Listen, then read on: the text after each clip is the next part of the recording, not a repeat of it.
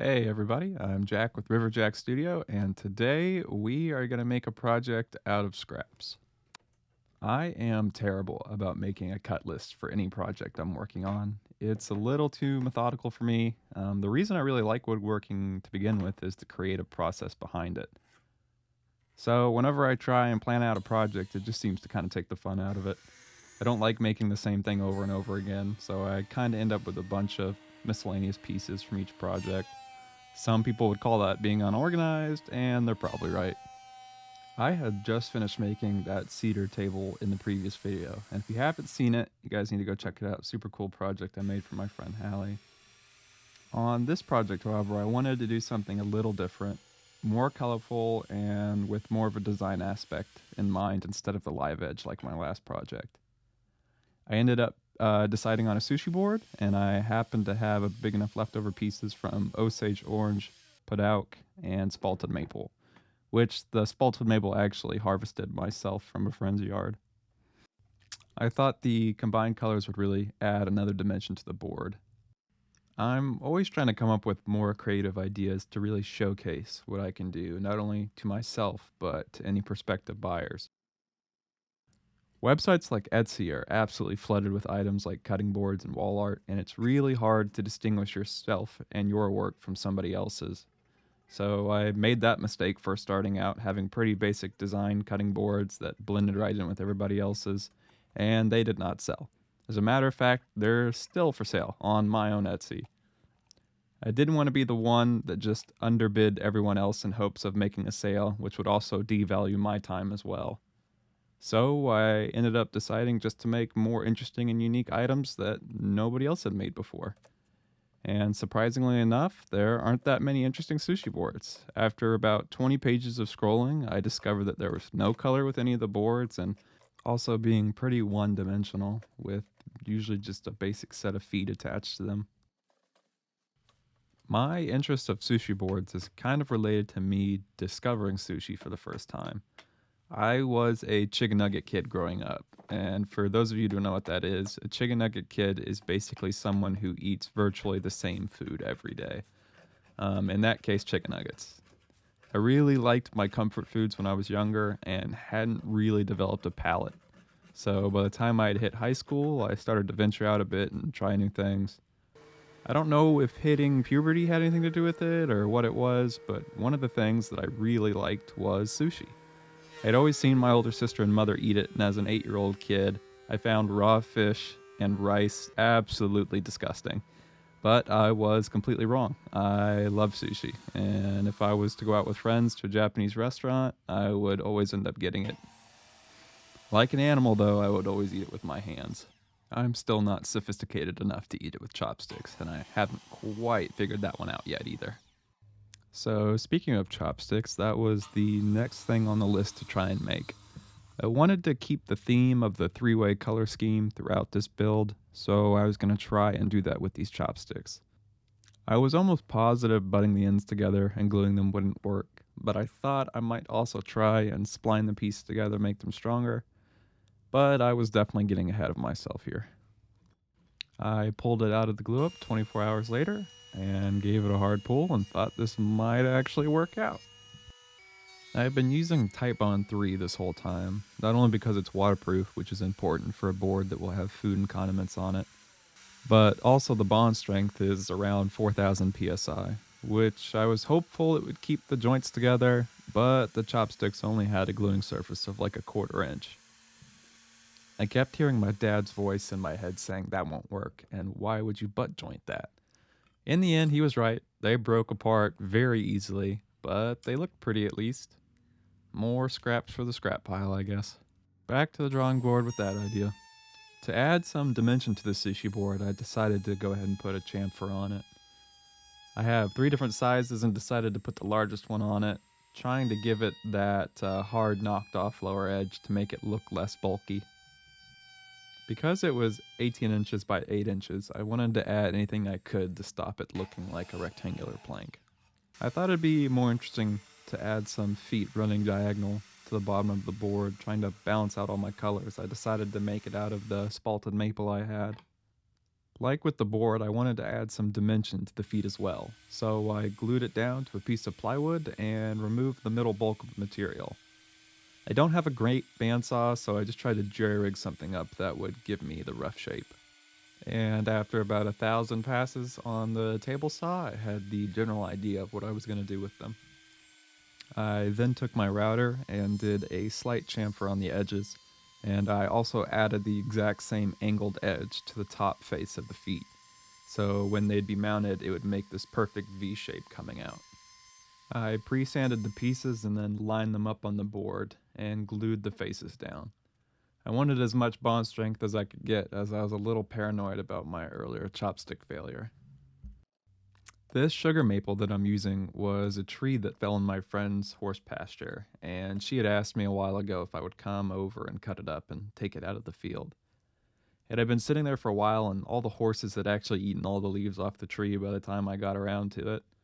It had spalted just a bit, and luckily there were no large rotten spots, so I ended up loading like 500 pounds of this maple into the back of my tiny little Tacoma, and that was extremely sketchy driving back.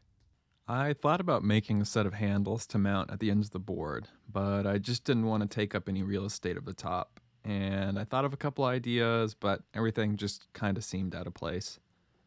I decided against doing grab handles, and I thought the chamfered edge I did earlier would give a place to grab, and the feet would allow you to get your fingers underneath the board with plenty of room to spare. I wanted to add another element to break up the top, but also have something structural connecting the feet of the board to the top. So I decided on adding Osage dowels all the way through. I went over to my little tabletop drill press and with a Forstner bit drilled the holes from the center of the foot as far over as I can get it. I made sure to stop right before I made it all the way through so I wouldn't have any tear out on the face, and then I flipped the board over and finished the rest of the way through. Because I wanted to use my own stock of Osage to make the dowels and not just buy some cheap Lowe's maple ones, I needed to make a jig to do that. Normally I'd just get my doweling plate and hammer away. But because the dowels I needed were so large, I didn't want to risk having to use the plate. I've also had some pretty uneven stuff come out of using it before, and I needed something that would be a tight fit. I went ahead and cut down some material to make it as circular as possible on my table saw. I then mounted my chisel to the top of a pine board with the same diameter hole, shoved the base of the Osage stock into the socket, and ran it through to create a perfectly smooth dowel. I then cut the pieces to their approximate length with a little room to spare. I then lathered the dowels up with as much glue as I could and shoved them into place. Some were a little more tight than others, and I needed a hammer to get it all the way through on some of the pieces.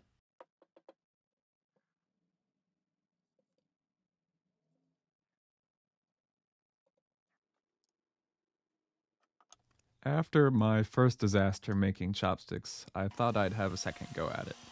This time I would make sure to cut the pieces so that it wouldn't be a butt joint. Instead, I would run the wood strands parallel to each other. I ended up using Titebond 3 again, as it wasn't the real reason for the failure the first time around. I figured this would solve my issue, as I would no longer have a butt joint, and this would solve my breaking issue. I, however, failed to take into consideration that I would now be cutting the pieces against the grain, and the wood grain would now not be running long ways. I did in fact solve my issue of the butt joint failing at the glue up, but now it was failing along the drastically shortened grain direction across the piece. Back to the drawing board again, and while I thought on it, I decided to go ahead and cut the dowels flush on my board. I had pretty much given up on the idea of making chopsticks out of multiple types of wood.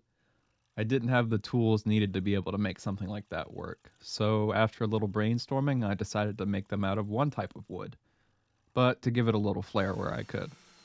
I ended up settling on Padauk, as that was the only thing I really had long enough.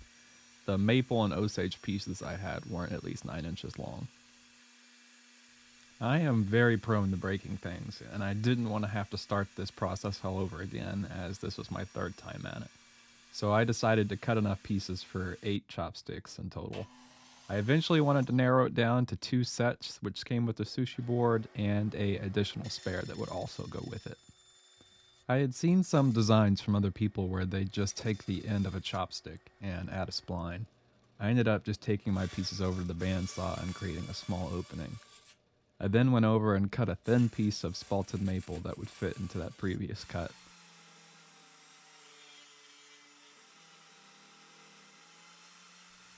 I then just broke off small enough pieces that would fit and stuck some glue in there and clamped them all tight. One thing I was really surprised by when filming myself making all this stuff is the amount of time it adds to a project. It has quite literally doubled the length it takes me to do anything. I am constantly thinking about what is the best angle, and does it make sense to do it this way, and how am I going to explain this in the voiceover? Real woodworking YouTubers have their work cut out for them, surprisingly enough. Not to mention all the editing. My god, this is my second video and I'm already over the editing. Well, the next day comes and now I begin to try and shape all of my chopsticks. I just take them over to my benchtop sander and sand down the excess maple splines, being careful to just go up to the edge of it. I made this mistake of shoving it into the sander on my first go around and I had ruined that chopstick. I was already down a chopstick and I had just started sanding. I then placed the sticks into my drill and spun them around while putting light pressure on my belt sander. I say light pressure because guess what? I was now down to 6 chopsticks. Like I said, I'm pretty good at breaking things. I then finished shaping the rest of them. Because I had added those splines, I decided to keep the ends of them square. This was easier for me as I didn't have to round over the part which was in the chuck of the drill, but also when I'd go set them down they wouldn't roll away.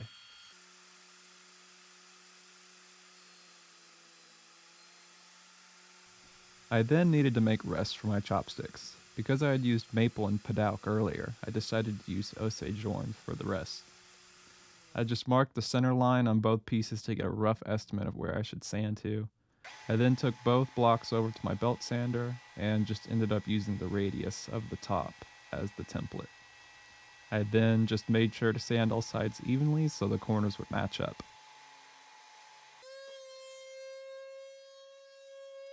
I then needed to sand everything. Because I had pre-sanded my feet before attaching them, there was virtually no hand sanding for the small crevices and hard to reach areas. I started with 80 grit and moved all the way up to 320, making sure to raise the grain with water in between. Because this would have water contact and I did have seams from gluing up the separate pieces, it was important to ensure a glass finish. I ended up doing the same thing to the rests and chopsticks, also water popping between grits. I would then stick each chopstick into the chuck of the drill wrapped in a shop towel so it wouldn't get indentions and possibly break when tightening it down. And that, ladies and gentlemen, is how I broke chopstick number 3. So I started out with 8 and I was down to 5. The exact amount I wanted to end up with. I then wiped everything down with mineral spirits to remove any sawdust caught in the grain of the board, chopsticks, or the rest. I then moved on to the finish, and in this case I used Odie's oil, as it is food safe after it fully cures. It's also really easy to apply a wax finish, as you can literally just wipe it on and then wipe it off again. I went ahead and did 2 coats to make sure it was fully protected.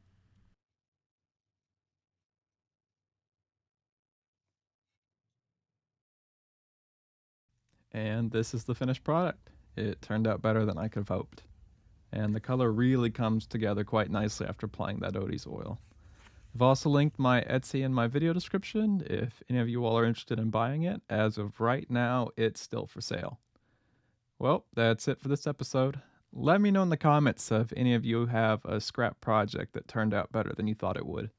Thanks everyone for watching, and I'll see you all in the next one.